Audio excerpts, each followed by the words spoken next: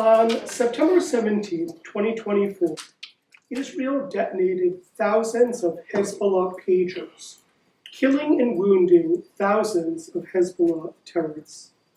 Unbeknownst to Hezbollah, the Israeli intelligence agency Mossad had secretly manufactured the devices, packed them with trace amounts of explosive, and sold them to Hezbollah through a shell company.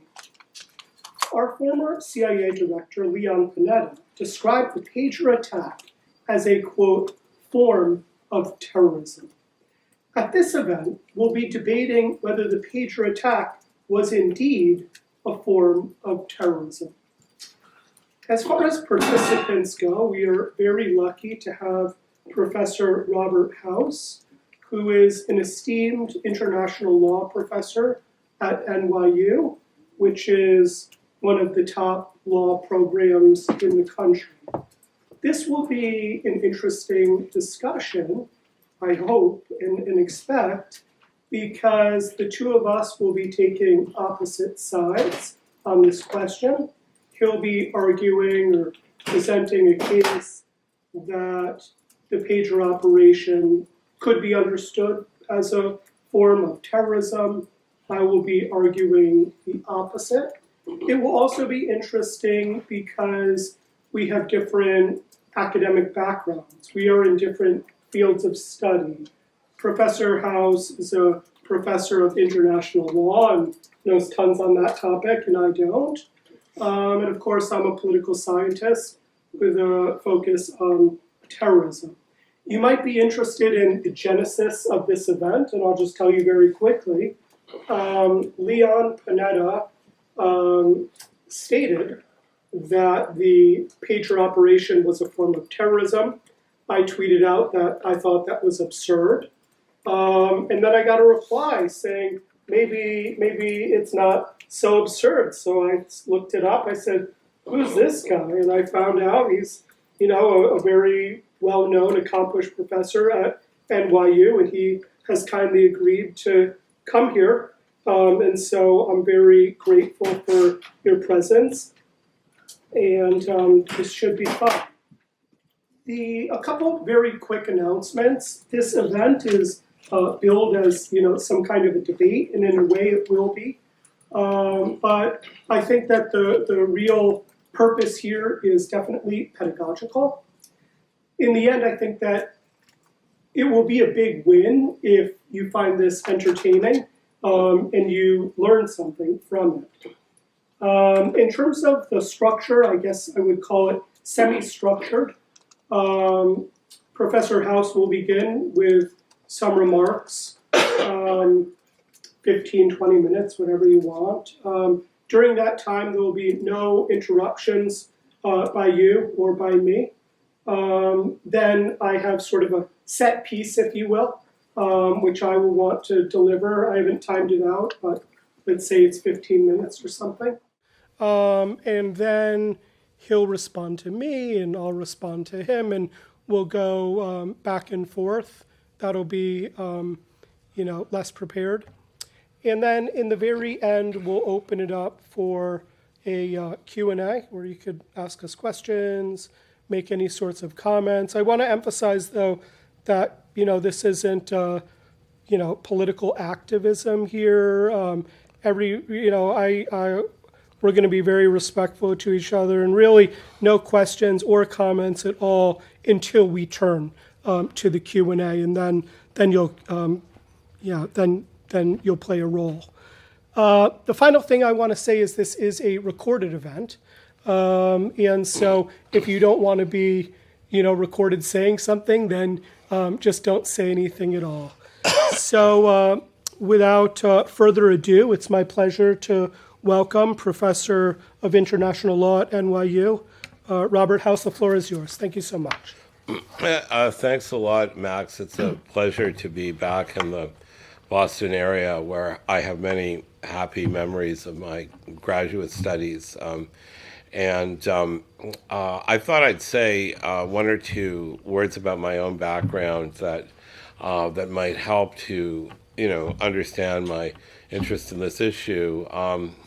So my first professional path was as a diplomat and foreign policy analyst in the Canadian government. I worked in my 20s on the policy planning staff of the Canadian Foreign Ministry, and I also served in the office of the Foreign Minister and as the Chief of Staff to the Arms Control Ambassador at the United Nations. And then when the Prime Minister at the time, who's the father of the outgoing Canadian Prime Minister today, it's Pierre Trudeau, left power, I went on posting to the former Yugoslavia and served in Belgrade for a year and a half. After that, when the Liberals were voted out of power and the Conservatives became the government of Canada, I resigned from the government and began my second professional path, not unconnected to the first, as an international lawyer. From a very early time, I was reflecting on some of these issues about political violence and in different contexts. So Max helpfully outlined some of the facts about the incident we're going to discuss today. I would just add to what he said a few additional facts. One is that the organization whose members were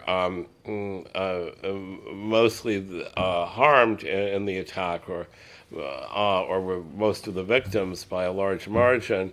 Hezbollah is both a terror group engaged in armed conflict and also a political party which has seats in the Lebanese parliament and a political and civic structure that is deeply embedded in Lebanese society. The second is that these explosions occurred in many different places. Some in private homes, some in parks, some in markets, some in stores, some at gas stations. So a wide variety of places, many of them public, some of them private. An additional fact is that there were people who were injured and a small number who were killed, who were not the owners of the pagers and therefore not presumptively members of Hamas. Hezbollah. The final additional fact is it seems not to be known, or at least I have not seen any hard evidence concerning the question of the exact roles in Hezbollah that were played by the people who were actually the targets by virtue of having the pagers registered to them. How many of them were fighters or somehow actively involved in the terror activities, or how many of them were civil or actors of some kind related to Hamas as a political and civil entity and not connected to its terror role. We just, as far as I could see, we just don't have a robust answer, to that question. One or two more additional facts. Max said that it was done by quote unquote Israel. So this was an assumption from the moment it happened. It took some time for any kind of responsible Israeli official to indicate that Israel was responsible, and that came, as far as I know, at least apart from anonymous or leaked statements, from the Prime Minister, Netanyahu, who indicated that senior military officers had disagreed with the plan, and implied that he had overridden it, and thus that this was an operation that was undertaken outside the normal chain of military command that existed in terms of the overall operation of Israel in Lebanon. And as we move through the issues about whether this is terror or not, this aspect of how it was done, within the Israeli governmental structure, may not be an unimportant issue. So what is terrorism? To know whether this is a terror attack or not, we have to know what terrorism is. And one of the most illuminating features of preparing for this debate was to actually look at a wide range of definitions of terrorism and domestic statutes in different jurisdictions, in various international law instruments, in United Nations documents, and so forth. And there is no single, agreed definition of terrorism by everybody around the world. And so we don't want this debate or dialogue to degenerate into a purely semantic exercise. So, I think it's important from the get-go for me to say, what I think the elements of terrorism are, based upon what I would say is a large amount of overlapping consensus as between these different definitions. And maybe I'm going to start because, former Director Panetta, came out of the CIA with the CIA definition of terrorism. I'll just read it to you. It's on a screenshot here. And that's not the right one. Just give me 1 second. Here we go.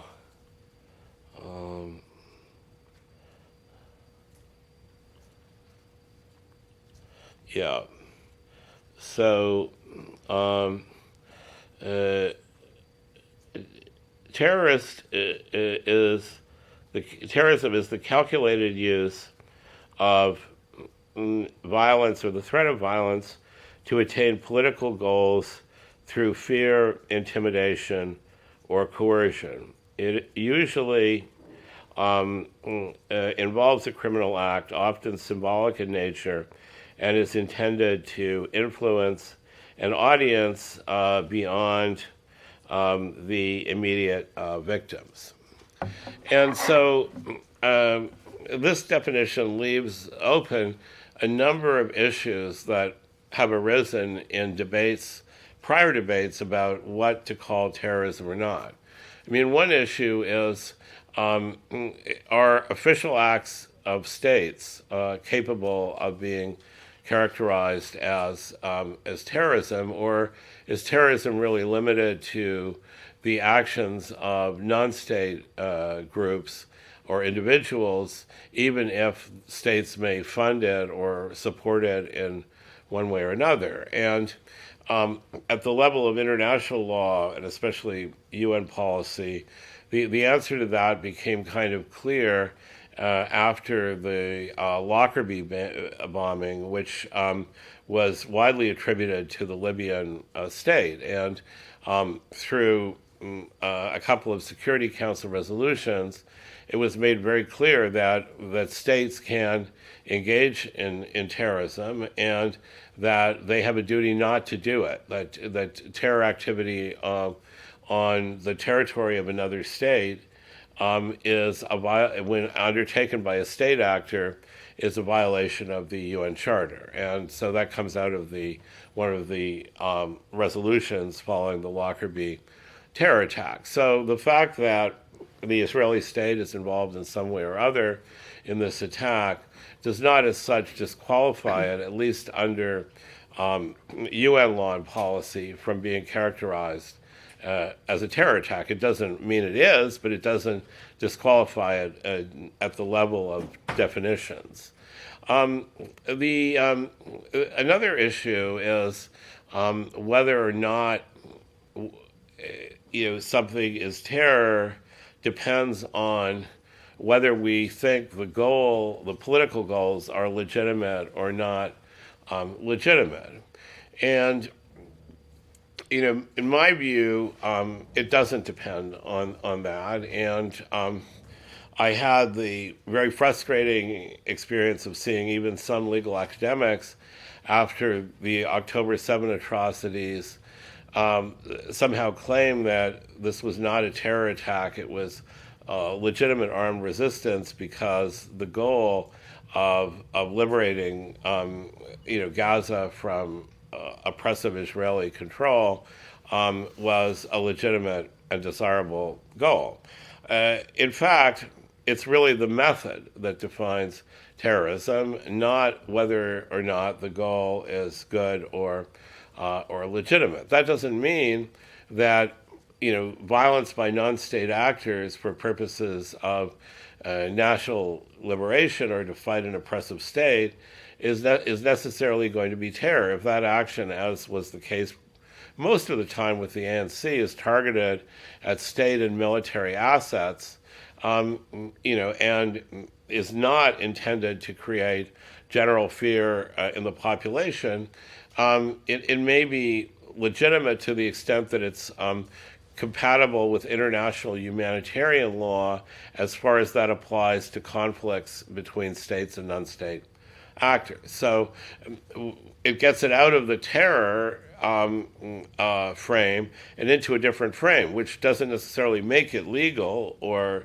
legitimate, but it could be depending upon how we evaluate it in that other normative and legal framework. And again, I'm throwing around jargon, which law professors always do. So please ask if you want to know what international humanitarian law is, how it's distinguished from other parts of international law. I'd be happy, to clarify that. So it can be terror if it's done by state actors, and it can be terror even if it's done for a purpose or goal that seems in some way legitimate. Now, there is one qualification here, which is that many states have signed a convention called the Convention on Terrorist Bombings. And the Convention on Terrorist Bombings, while it does not have a definition of terrorism in it, does exclude from the obligations and rights of the convention operations by normal military operations by a state in a time of armed conflict. And it says that those operations have to be judged by, or should be judged under, international humanitarian law, and therefore are being taken out of this convention about terrorist bombings. Now, there are several questions that this raises in the case of this incident. One of the questions is, was this a regular operation in the course of an ongoing armed conflict by the regular security forces and military of the country, in this case Israel? And again, Netanyahu's rather coy answer that the military commanders or some high military commanders had not wanted to go through with the operation, and there was a kind of political override, and suggests that it was more of an irregular operation, more like for recognizable forms of state-sponsored terror than a formally developed part of the overall military strategy or plan to fight Hezbollah in Lebanon. So, but even if it were considered to be a normal military operation in an ongoing armed conflict, that just means that it would be taken outside the scope of the Terrorist Bombs Convention. It doesn't mean that it would be incapable for other purposes of being characterized as a terror act. So considering all these factors, there's no reason for excluding the possibility that this operation constitutes terrorism under any of these definitions or under any of these instruments.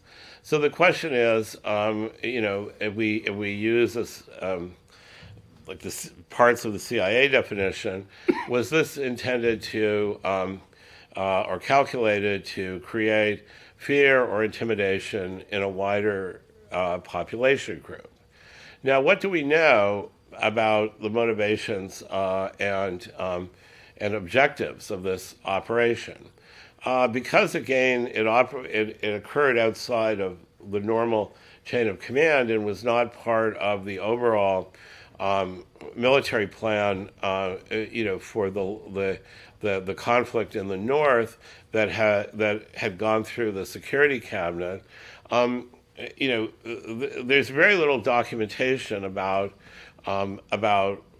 motivation that would give us a sense of what was intended to be achieved. If the objective was, in fact, to take out a large number of fighters in one fell swoop, it didn't really succeed that much. If you look at the numbers who were, actually killed, but we don't know. What happened eventually was that the voice of Israel was several ex-Mossad agents who talked to journalists, the New York Times, and were interviewed, with their voices distorted and with, masks and so on 60 Minutes.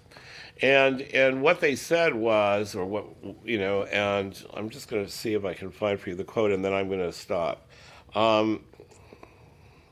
What they said about what was intended to be achieved by the operation, I think, is, again, if it has any reliability, I would say is indication that this was, in fact, terrorism. And so I actually pretty well, remember it. I actually do know what you're talking about. Yeah, so the one of them said, we didn't pack the explosives really necessarily with the intention of killing a huge number of people. So it wasn't a failed operation in the sense that there were a lot of people injured but not really taken out.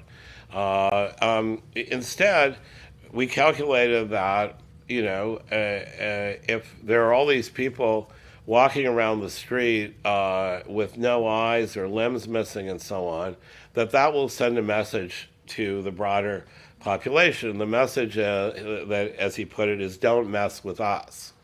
That we have supremacy, we being Israel. And so that was a message, in the words of the CIA definition, for a larger, audience. It was a message to Lebanese citizens, to stay away from people connected to Hezbollah, and it was a message of fear and intimidation, clearly. And the other disguised, supposed former Mossad agent piped up and said, yes, that many people the next day were afraid to turn on their air conditioners. So it was a way of spreading fear, beyond the immediate context of the attacks. And again, that seems to fit very nicely within the CIA definition of terror. Very solid. Thank you so much. So I have some prepared remarks, and then it'll be more sort of unstructured. Fundamentally, this is a debate over semantics, because I'm arguing that it's absurd to say that the pager operation is a form of terrorism, and you're arguing the opposite. So I do want to begin by talking about the definition of terrorism. This is the definition of terrorism has attracted more scholarly attention than any other question within terrorism studies. It's an enormous, almost like sub-area within terrorism studies. And my argument is really simple, that the vast, vast majority of terrorism scholars would overwhelmingly reject Professor Howse's claim that the Israeli pager operation was terrorism. And in fact, I think they'd be puzzled by it, as am I. Now, I don't mean to suggest that governments around the world always agree with each other about who terrorists are or whether an act by them is terrorism. Quite the opposite. We know that governments around the world strongly disagree with each other over who terrorists are and whether their attacks are terrorism. For example, Iran does not regard Hezbollah as a terrorist group, whereas Hezbollah has been designated by the US State Department as a foreign terrorist organization since 1997. So in Iran's view, attacks by Hezbollah are never terrorism, whereas the US government may regard them as terrorism depending on the attack characteristics. Similarly, the Turkish government doesn't regard Hamas as a terrorist group, whereas Hamas has been designated as an FTO by the US State Department since 1997. For the Turkish government, attacks by Hamas are never terrorism, whereas the US government often concludes that Hamas attacks are terrorism, again, depending on the attack characteristics. The reason why there's no consensus, of course, among governments is that the term terrorism is not value neutral. Iran and Turkey don't regard Hezbollah and Hamas as terrorists because these governments view them as geopolitical interests. But that does not mean that nothing is terrorism, or that everything is terrorism, or that it's really just a matter of opinion. Certain attacks are unquestionably terrorism, and other attacks are unquestionably not terrorism, at least if you attach any value whatsoever to the study of terrorism. There's a big academic field called terrorism studies, and I'm not talking about scholars from other fields, like in law, who sometimes share their musings about terrorism. I'm talking about within the field of terrorism studies, which produces the most academic work on terrorism, and honestly, I would argue the best work on terrorism. Within terrorism studies, there's fortunately quite a lot of agreement in the scholarly community. And this is especially true if we're talking about scholars in countries that produced the vast majority of scholarship on terrorism, like in the United States or Canada, Israel, the UK, Australia. When a student applies to a top graduate program to study terrorism, it really doesn't matter whether they apply to Harvard or Columbia or University of Chicago or Stanford or UCSD or Michigan or Oxford or St. Andrews or Monash University or Tel Aviv University. They are going to be studying the same massive sample of terrorist groups and attacks based on some essentially common understanding. All of the top-rated journals in academe that focus on terrorism, whether it's terrorism and political violence, studies in conflict and terrorism, perspectives on terrorism, they all have some broad agreement as to what terrorism is. And the same is true of all terrorism data sets, which are so foundational for terrorism research and publications. You will not find the pager attack in a single terrorism data set. And so the question I have for you is, who are you going to believe? An international law professor who shares his musings on Twitter about terrorism, or every data set in the world on terrorism? If there is a prominent terrorism scholar who thinks that the pager operation is terrorism, then I do not know her. Terrorism scholars tend to adopt a three-part definition as to the definition of terrorism. Terrorism is typically understood as violence carried out by non-state actors directed against civilian targets for some sort of a political goal.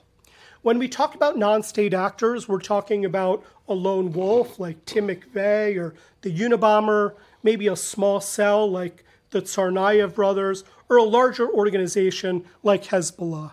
Bruce Hoffman, probably the most well-known terrorism scholar, says that terrorism is committed by, quote, subnational groups or non-state entities. The Global Terrorism Database, the most commonly used and productive terrorism data set, it restricts the sample to, quote, non-state actors.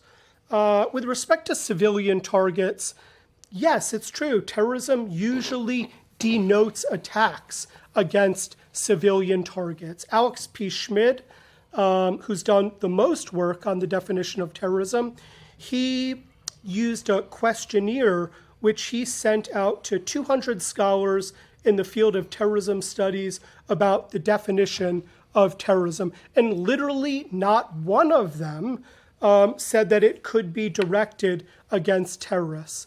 Many of the respondents referred to Schmidt's paper, which is called the Academic Consensus on the Definition of Terrorism, where he states that for it to be terrorism, and I'm loosely quoting, the direct targets of the violence are not the main targets. The immediate victims of the violence are generally chosen randomly or for their symbolic purposes in order to send a message. Now, of course, certain attacks might still be hard for terrorism scholars to code, and that's when there's some kind of an empirical dispute over whether the attack was carried out by a non-state actor, like when the Libyan government employee was implicated in the 1988 Lockerbie bombing, or when there's some kind of an empirical dispute about whether an attack was directed against civilians, like when British soldier Lee Rigby, who was unarmed and not at war and off-duty and was shopping, was hacked to death in London in 2013. But for the most part, terrorism scholars agree on the definition of terrorism, even though they may dispute whether a certain attack is terrorism in sort of tricky cases where one can quibble about whether the attack was carried out by a non-state actor and against civilians. But for me to hear that the pager operation was terrorism is really quite shocking. I've never in my life heard the term terrorism applied when a government used violence very selectively against terrorists. Obviously, the perpetrator was Israel, which is not a non-state actor. And we know from the casualty figures that the target was clearly Hezbollah members, a longtime FTO. The ratio of terrorists to civilians harmed in the pager operation was actually quite extraordinary in the world of counterterrorism. I would even say that it was unprecedented when you take into account the number of terrorists killed and wounded in the middle of a war. The pager operation was amazingly selective in its use of violence. Of the 2,800 killed and wounded, we know of only 2 civilians who were confirmed dead. And this is according to the Lebanese Health Ministry. So out of 2,800 people killed and wounded, there were 2 known civilians killed, according to the Lebanese. This is a remarkable ratio, make no mistake. In the Iraq War, 461,000 civilians were killed, compared to 2. In the Afghanistan War, again, in response to terrorism as part of Operation Enduring Freedom post 9/11, 360,000 Afghan civilians were killed. In response to the Chechen bombings, Russia killed 50,000 civilians. The Peruvian government, in response to the Shining Path, killed 25,000 civilians. Israel took 3 important steps to ensure that the violence was directed against Hezbollah for counterterrorism purposes. First, Israel sold the pagers only to Hezbollah members. Mossad did such a good job promoting the pager that people outside of Hezbollah also wanted to buy one. But there is no single known case of anyone outside of Hezbollah who was able to purchase a pager. Second, the bomb was designed and tested many times to ensure that the blast was as small as possible, even at the risk of killing fewer Hezbollah terrorists. And this is why there was such a high ratio, not just of terrorists to civilians killed, but a super high ratio of terrorists wounded to terrorists killed. Obviously, Israel could have made explosions or devices that would have killed many, many more Hezbollah fighters if Israel didn't take these precautions. The very CBS News 60-minute special which you cite says, videos reviewed by 60 Minutes show explosions wounding individual people while leaving those next to them unscathed. Third, Israel had duped Hezbollah into buying the booby-trapped products years before, but only detonated them after Hezbollah had declared war against Israel. The goal wasn't to harm civilians, but to attrit a terrorist group committed to Israel's destruction at the lowest possible civilian harm. And the pager attack was enormously successful. The leader of Hezbollah acknowledged that the attack dealt a massive blow to Hezbollah's ability to mount further terrorist attacks.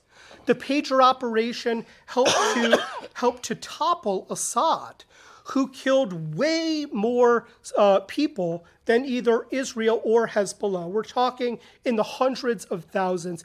Hezbollah, after the pager operation, was simply too worn out, too weak, too beaten up to keep Assad in power.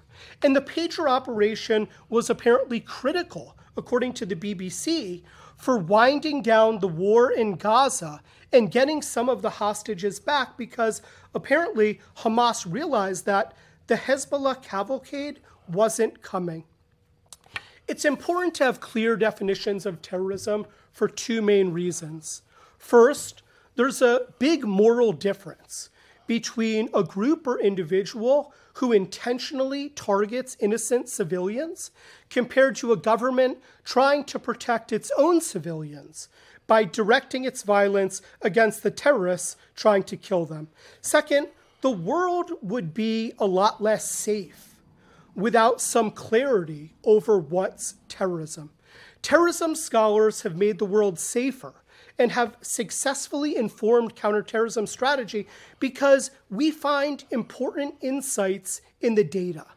These insights require analyzing like cases and not lumping together everything that someone doesn't like based on their biases. Findings, for example, that the terrorism scholarly community has arrived at, which simply would not have been possible if we just lumped together every operation that we don't like. Things that we've actually found is, well, what kinds of targets will militants strike? What kind of militants will strike these targets? When are they going to strike these targets? Should we kill the leaders of militant groups? What will be the consequences? How will it affect their rate of violence? How will it affect the frequency, the size of their attacks? Which kinds of targets they're going to strike next? Conditional on there being a terrorist attack, how will governments react? Will they enter into negotiations, or will they go on the offensive? Will peace processes reduce terrorism? Will it increase terrorism? Which kinds of terrorist actors can be deterred or not? Which ones do we need to take out? The reason why I'm a frequent consultant to government agencies is precisely because I have a lot of knowledge that's really helpful for reducing the number of terrorist victims. And none of this would be possible without real empirical findings, which require removing from the samples cases that are not terrorism, like when a government precisely targets terrorists in the course of a war. Okay, so I think that, Max, you kind of persuaded me that, it, for purposes of terrorism studies and what it's trying to achieve in discerning patterns and making predictions about the behavior of terror groups, that the pager episode, could be regarded as anomalous, and therefore that it would not be helpful to include it in databases that are attempting to discern, large patterns over time of terrorist, activity. I guess that I can understand that, and I think you've illuminated for me why, scholars would of terrorism who are trying to develop patterns and predictive models and so on would not be helped by putting this into the mix. This being said, as you yourself indicated, there are broader normative considerations involved in decisions about what we call terror or not, that are kind of not identical to the considerations that might come into play in trying to produce rigorous predictive social science about terrorism, and those broader normative considerations, I think, are reflected in the various instruments that I've alluded to, international agreements, UN Security Council resolutions, United Nations policies, and also certain domestic, policy documents. And so I think we can basically, agree about what might be appropriate for social scientific research. And at the same time, there's still a question about, as a normative matter, one considers law and policy, whether this operation has the characteristics of terror, and I think it does, regardless of whether it might be in some respects anomalous, even to the point where it wouldn't be appropriate for a research database to include it. I wanted to, discuss another. But build on that. What is the normative case for why? I mean, apparently definitions aside, we can put that aside. But you basically believe, correct me if I'm wrong, that the Israeli pager operation poses a normative problem. Is it your argument that it was immoral? And if so, what would that argument look like? Well, the question for debate is whether it has characteristics, or, to use Panetta's exact language, as a form of terror. Sure. And to my mind, the fundamental issue here is whether it was designed to produce fear, intimidation in the civilian population, in an audience, as the CIA definition puts it, that's wider than the attack itself, and perhaps with some symbolic significance. Now, part of the difficulty, and why I hedge in making a categorical argument, is the limited amount of information, about the intentions or motivations. I mean, I relied on such available information as exists, but supposed former Mossad operatives with hoods over their heads and their voices distorted, it doesn't sound to me like definitive evidence, but it's such evidence as we have.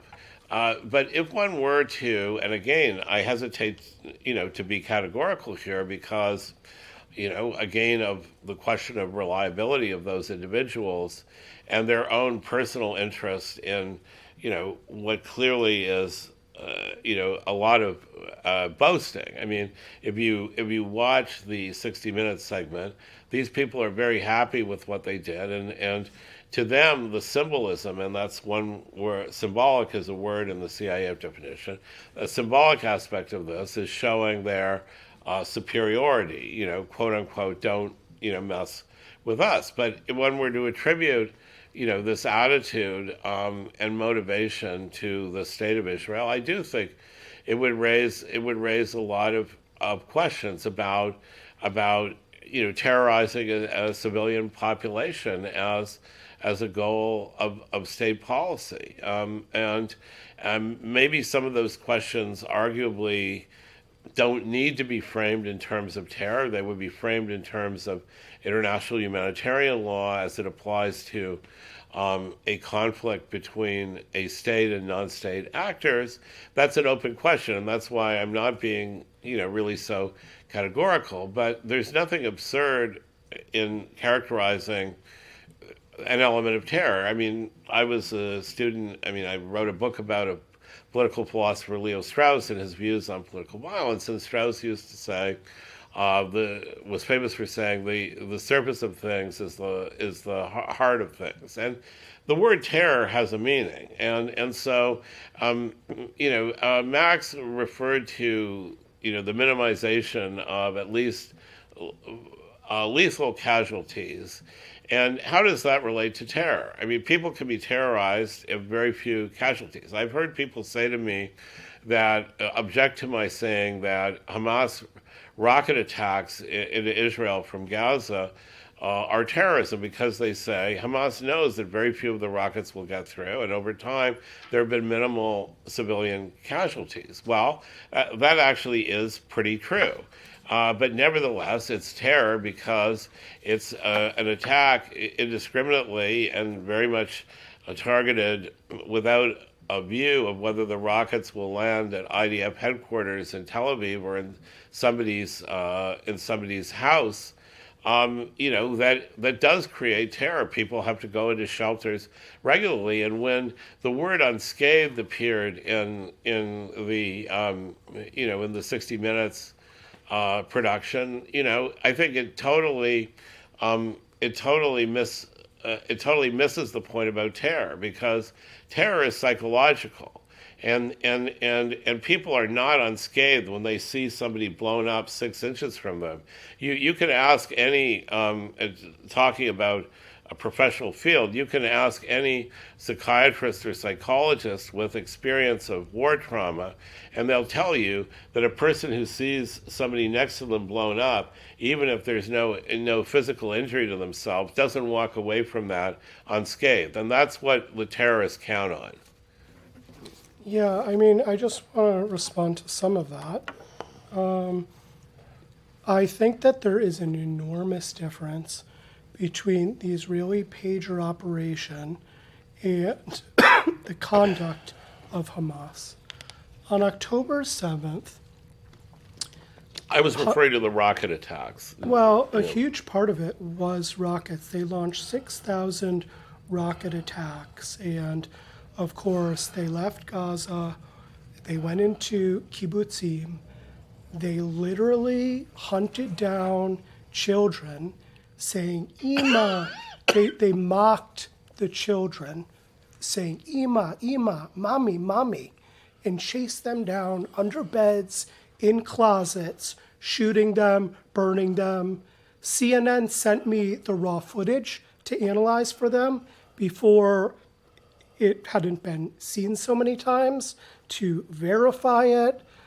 Then the Hamas attackers got on the phone and called back to their families in Gaza and bragged about it and said, Mom, you never believe how many Jews I just killed. They didn't say... I was referring exclusively to the rocket attacks before Okay, October that's fine. 7th. They launched 6,000 on the day that you're referring to.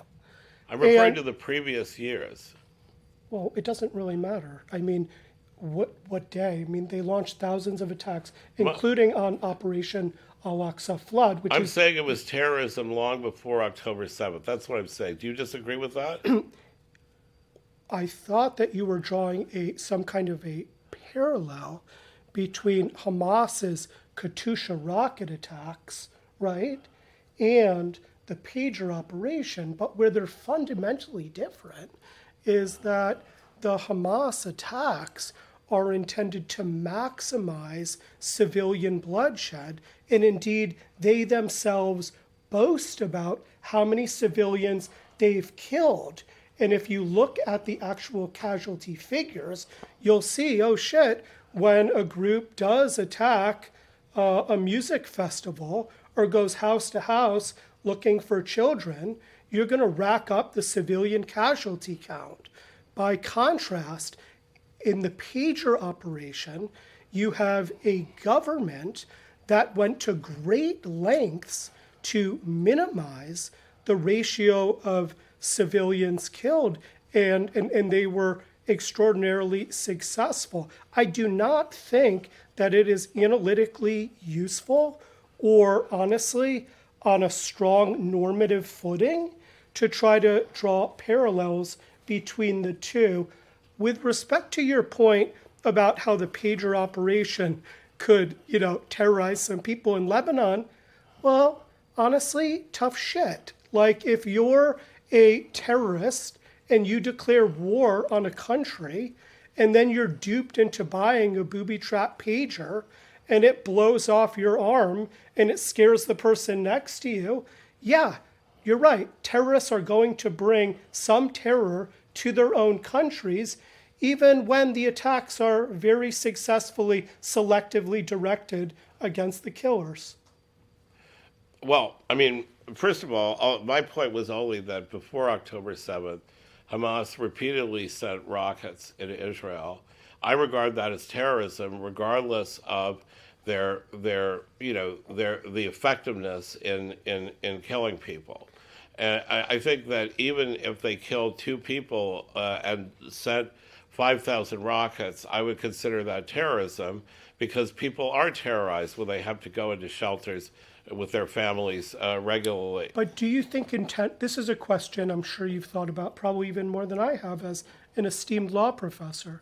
Do you not think that intent matters? In the case of Hamas, they are trying to maximize civilian bloodshed. It is just manifestly true that in the pager operation, the goal was to minimize that. Is there a difference there, or is it useful just to lump all of these together, whether you want to maximize civilian deaths or eliminate them? Is it useful morally, legally? In different contexts, terrorizing the population may not require a goal of maximizing civilian deaths. And I think that's part of the CIA definition, that terrorism is about an audience that you terrorize. And so, if you commit a terror act against even one person in a public setting, like a theater or something like that, or a public square, that could terrorize a lot of people. But there's only with even one casualty. So there are some kinds of terror strategies that aim to create widespread panic and intimidation, even though there are very few actual targets that are expected to be lethally targeted. I mean, based on what you're saying, it seems to me, correct me if I'm wrong, that you have a problem with any form, almost any kinetic form of counterterrorism, because we know from a comparative perspective that the pager operation was just enormously successful operationally in terms of the ratio of terrorists harmed and killed to civilians. We also know that the effects, and this is debatable, but because it involves geopolitics, but I would say that the effects strategically were very favorable. I mean, it led to Hezbollah being weakened. It contributed to the fall of Assad, who has tremendous amounts of blood on his hands. Again, according to the BBC, it even facilitated the winding down, at least temporarily for now, of the war in Gaza, the release of hostages. Counterterrorism kinetically is almost invariably going to put at risk harming, maybe even killing a civilian or two. Is it useful to regard even the most precise counterterrorism operations as terrorism. Are there any other cases, Professor Howse, where a government has engaged in counterterrorism, which has been so successful in ways which I just articulated, where you branded that, quote unquote, a form of terrorism? Well, my sense is that if based on evidence such as what those supposed former Mossad operatives said was the intention of in designing the attack this way, that it was motivated by the desire to make a message or a statement that through creating fear or among a larger group of people, not just those who were targeted in the attack, and so that's the basis for thinking of it as as terrorism, whether it had longer term benefits, and the claims that it helped bring down Assad and did these other good things. I have no way of evaluating that. I'm not going to take a position on it, one way or the other. And I think that we would have to, ask historically, in various kinds of struggles, political struggles over history, whether terrorizing the civilian population or creating the chaos from this wider paranoia that comes from the political theater aspect of terrorism has advanced goals that we believe in as valid or desirable. I mean, maybe in some cases it has that and so historically that would be a huge undertaking to actually make a robust judgment that terrorism never has positive consequences. But we can only think about the problem if we're willing to be honest with ourselves and acknowledge that these kinds of tactics do depend upon an explicit strategy of terrorizing, traumatizing civilians who are not part of the the apparatus of whatever enemy group is being targeted. And maybe that's necessary for certain struggles that are just. I'm not going to say that it could never be necessary, but I think that we ought to own up to what it is and the human cost that it creates, and then we can think about whether the benefits could justify the costs. I think that the benefits certainly do outweigh the consequences. Again, if you look at the fatalities and the wounded, they're almost all Hezbollah guys. I spend my time studying, militant groups and attacks all over the world. What really strikes me about the pager operation is just how asymmetric it is in terms of the large number of belligerents who were affected relative to civilians. Leon, I want to say something about Leon Panetta, the former CIA director.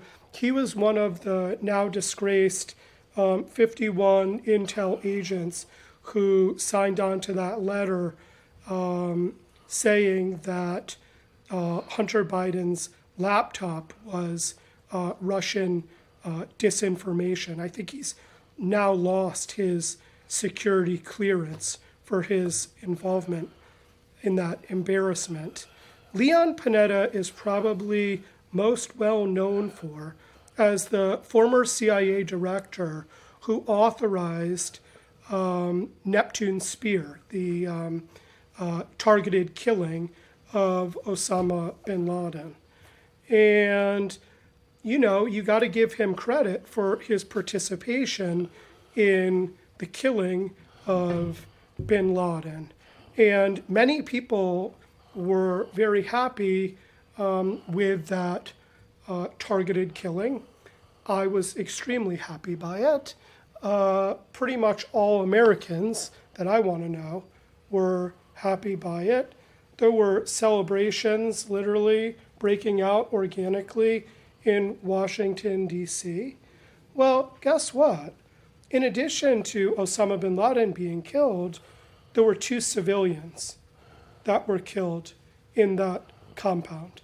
And so for Leon Panetta's own sort of signature counterterrorism achievement, the ratio of civilian to terrorist killed was 2 civilians to 1 terrorist. The ratio, he didn't call that a form of terrorism, right?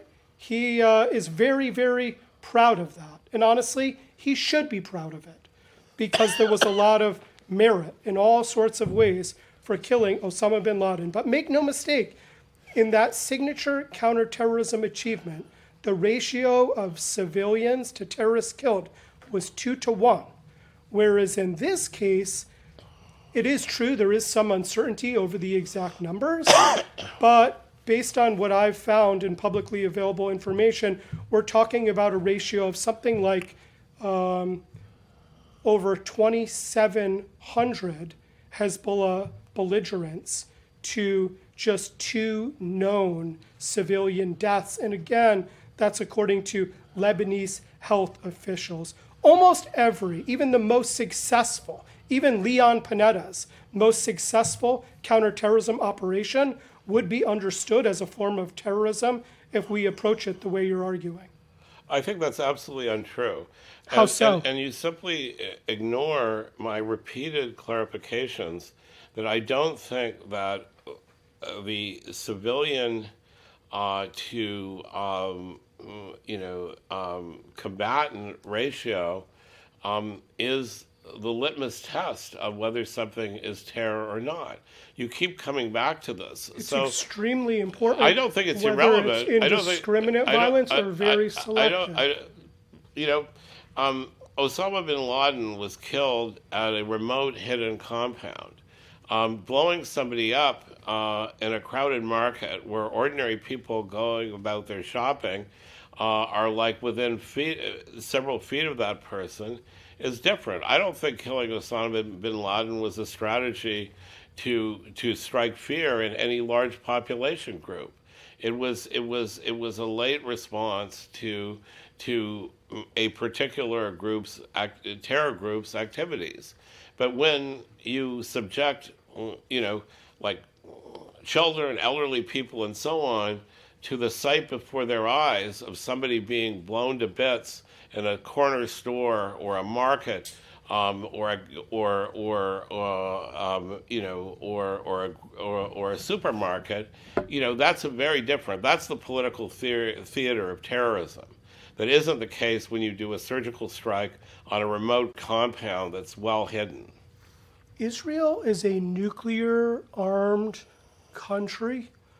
If it wanted to strike terror in the Lebanese population, it would not have restricted the pages to known terrorists.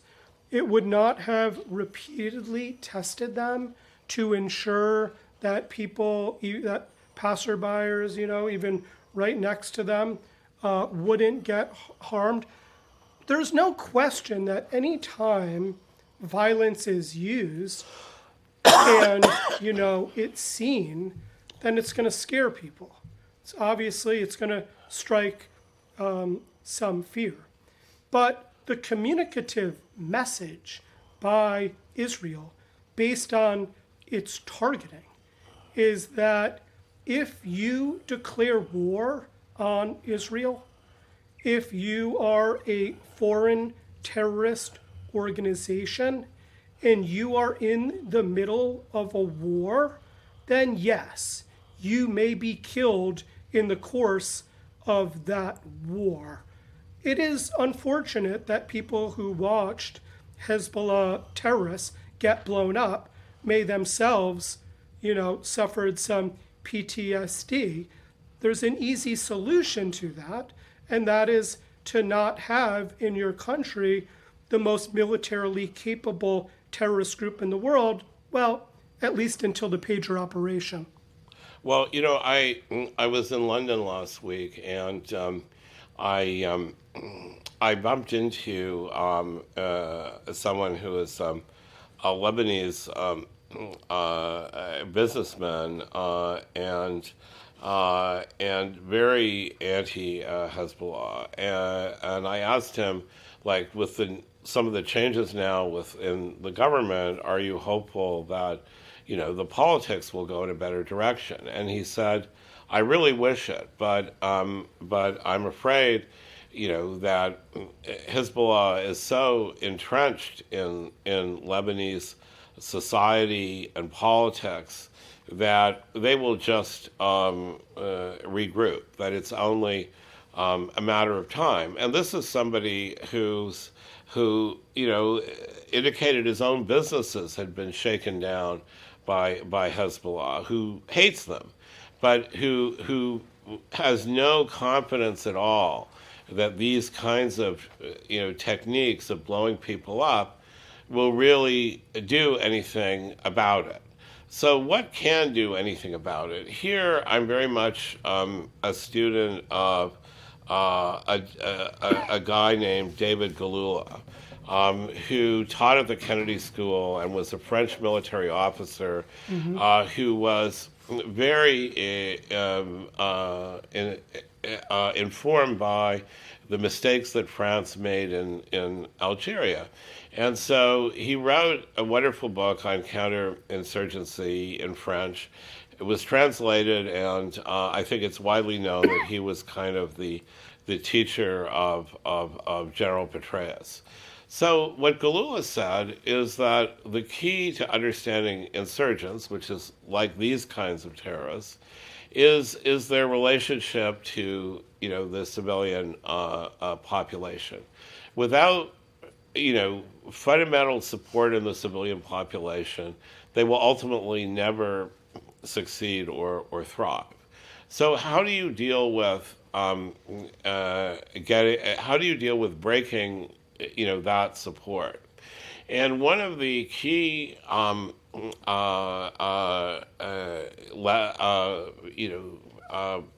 suggestions of Galula is you have to win the hearts and minds of the population, including those who are supportive either passively because they know these people are not good people, or more actively. And that, for Galula, terrorizing the civilian population was the opposite of what you should be doing, because that tends to alienate them and, in the longer term, to deepen the roots of the insurgent or terror group within the society.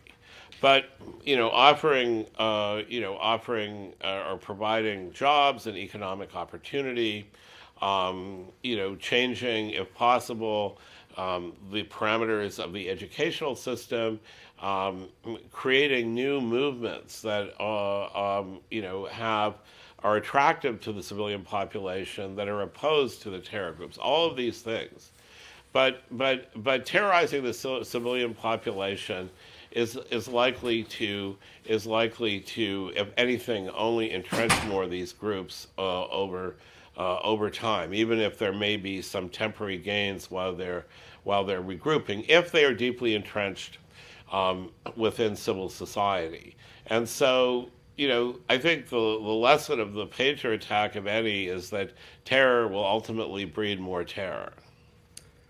I agree with your characterization of the book. His main point is that you essentially want to separate the insurgents from the population in order to cut off their support.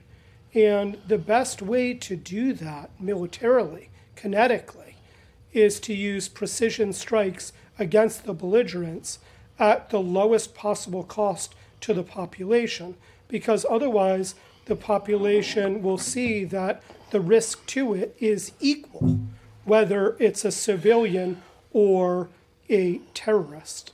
And I think that Israel clearly communicated that if you are a Hezbollah member, you're much, much, much, much more likely to get blown up than the civilians. So I would suggest that actually the pager operation is consistent with what I took as the core counterinsurgency and counterterrorism lesson from the research that you're citing. With respect to the question of whether Hezbollah has just been temporarily dinged up, I think that Hezbollah is not just temporarily dinged up. Getting wounded 2,800 members is quite remarkable in a single day. It was followed up, maybe we could have another debate like this, over the walkie-talkie operation. In addition to that, Israel engaged in very successful leadership decapitation, of course taking out Nasrallah, as well as his deputy and his deputy and his deputy. Israel also made incursions into southern Lebanon, taking a large amount of weaponry, which reportedly has been then supplied to Ukraine. Israel additionally literally blew up large amounts of Hezbollah money. It was kept like physical, like fiat and gold, like just blown up. It is going to be hard for Hezbollah to reach the same level of organizational capability as pre-September 17th. In addition to that, as I've mentioned, the pager operation and other elements of the Israeli response contributed to the fall of Assad. IRGC members, Islamic Revolutionary Guard Corps members, began to retrench out of Syria. The so-called land bridge connecting Iran to Hezbollah, it's going to be, I don't really actually see it being rebuilt, not under the Trump administration. So this was a meaningful attack in terms of Hezbollah's levels of capabilities. And finally, I'll just say that Hezbollah's reputation as a fighting force has changed completely. There was a long-time belief, and I shared this belief because everybody thought it, which was that in any kind of real sort of open war between Israel and Hezbollah, Hezbollah would be launching thousands and thousands of rockets, just basically killing huge numbers of Israeli civilians, particularly in the northern portion of his country, but extending through the country, and that didn't happen. And so this sort of aura around Hezbollah as the most militarily capable terrorist group in the world, I would say has been changed in a manner where I see long-term repercussions.